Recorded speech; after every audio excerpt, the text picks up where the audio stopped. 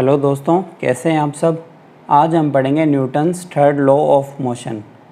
Newton first law of motion and Newton's का second law of motion हम पढ़ चुके हैं।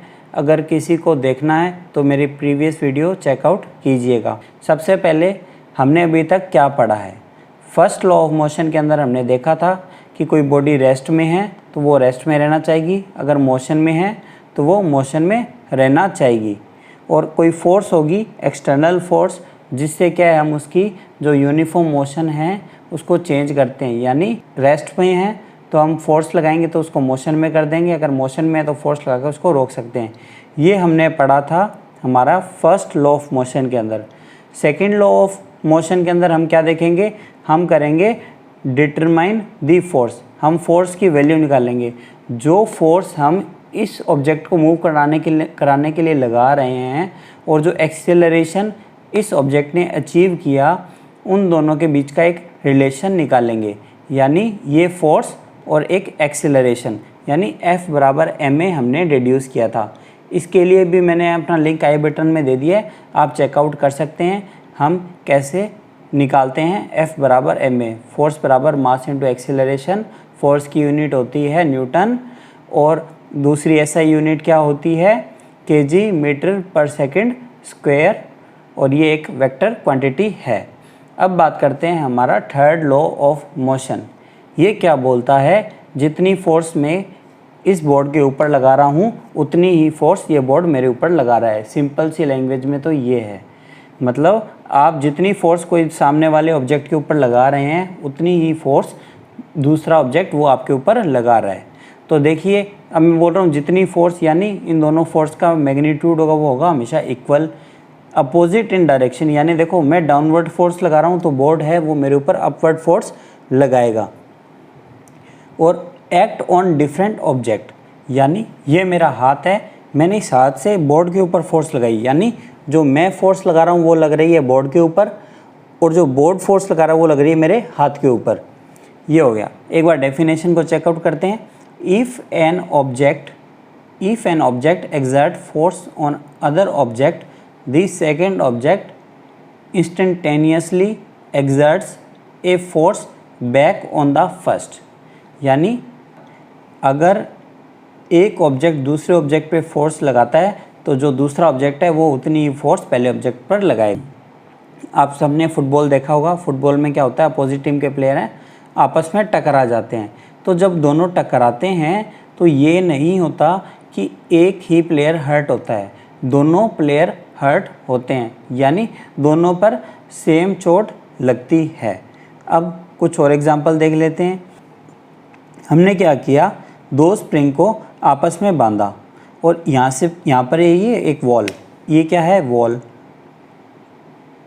स्प्रिंग बी को हमने वॉल से जोड़ दिया और ए और बी को हमने बीच में कनेक्ट कर दिया, और यहाँ से हम इसको कर रहे हैं पुल कर रहे हैं इस साइड में पुल करेंगे तो जितनी वैल्यू ये वेइंग स्प्रिंग यहाँ पर शो करेगा उतनी वैल्यू यहाँ पर शो करेगा, यानी दोनों पर इक्वल फोर्स लग रही है।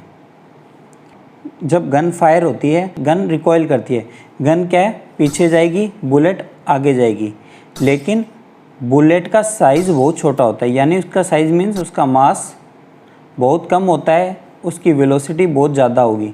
लेकिन जो हमारी गन है, जो रिवॉल्वर है, इसका मास ज़्यादा है, इसलिए जो पीछे जाएगी ये कम जाएगी, यानी इसका रिकॉइल थोड़ा कम होता है। लेकिन गन के अंदर जो बुलेट है उसकी जो वेलोसिटी है वो बहुत ज़्यादा तेज़ होगी क्योंकि उसका मास कम है।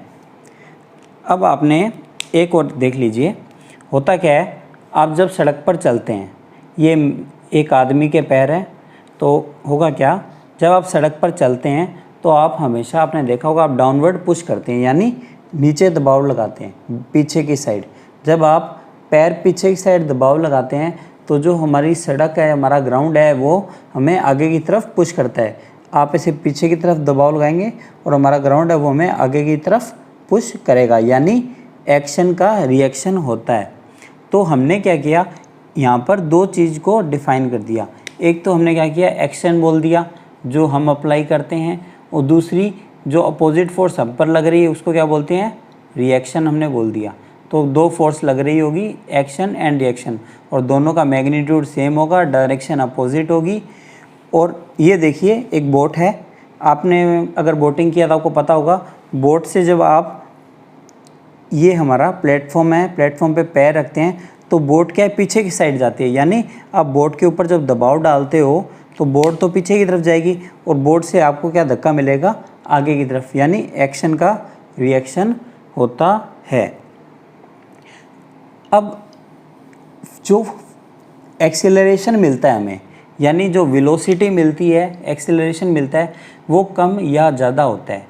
जो एक्सेलरेशन मिलता है वो कम या ज़्यादा होता है। यानी कोई दो ऑब्जेक्ट हैं, एक बड़ी फुटबॉल है, एक छोटी बॉल है, अगर दोनों आपस में टकराएंगी तो ये बॉल ज़्यादा दूर जाएगी और ये जाएगी कम दूरी पर। मतलब ये लेस डिस्टेंस ट्रैवल करेगी, ये मोर डिस्टेंस ट्रैवल करेगी। ऐसा क्यों होता है? ऐसा इसलिए होता है क्योंकि इसका मास कम है, इसका मास ज़्यादा है, तो इसके अंदर एक्सेलरेशन कम होगा और इसके अंदर एक्सेलरेशन ज़्यादा होगा। लेकिन जो दोनों के बीच में जो फोर्स है, इम्पैक्ट है, वो हमेशा बराबर होगा। दोनों के ऊपर जो फोर्स लग रही है, दोनों एक दूसरे पर जो फोर्स लगा रहे हैं, वो फोर्स हमेशा बराबर होगी। तो आप ये समझ लीजिए हमने तीनों लॉ ऑफ मोशन पढ़ ली है। एक बार मैं आपको रिवाइज़ करवा देता हूँ।